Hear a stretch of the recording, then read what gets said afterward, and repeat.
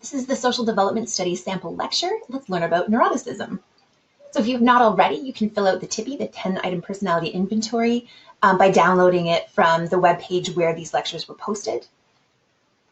And if you add up your score, you'll get a score somewhere between 2 and 14 for the 2 items that measure neuroticism, also known as emotional instability. You can see that when researchers gave this survey to hundreds of people across North America, they found that a score of around 8 is about average, and most people are going to tend to fall somewhere between about 5 and 11.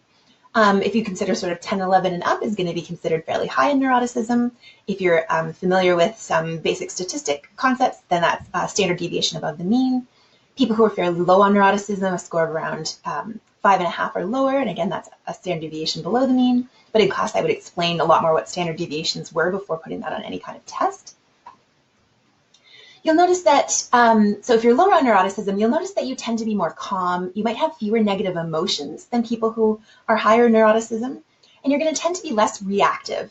That means that when something happens in your environment, your stress response system is not likely to activate very easily. People higher on neuroticism, in contrast, are more frequently stressed, and they have more negative emotions. They're more reactive, so they may be jumpy if someone jumps out to surprise them. When something exciting happens, they're going to fairly quickly get excited. When something scary happens, they're going to fairly quickly be scared. So people who are high on neuroticism are more likely to worry, to experience anxiety, to become depressed in the future, to have trouble sleeping at times.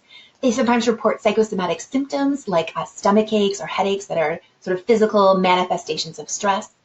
And to be clear, people with higher neuroticism aren't going to feel this way all the time. It's just that they tend to feel this way more often than people who are lower on neuroticism. Which might raise a question, are some traits better than others? Because if you're following this lecture, you're going to feel like high neuroticism feels terribly unpleasant. Being stressed, finding school stressful and relationships stressful, feeling more negative emotions, being fairly reactive to things that happen, that can be really unpleasant here in this environment that's generally quite safe, where food is secure, and there isn't actually a threat lurking around each corner.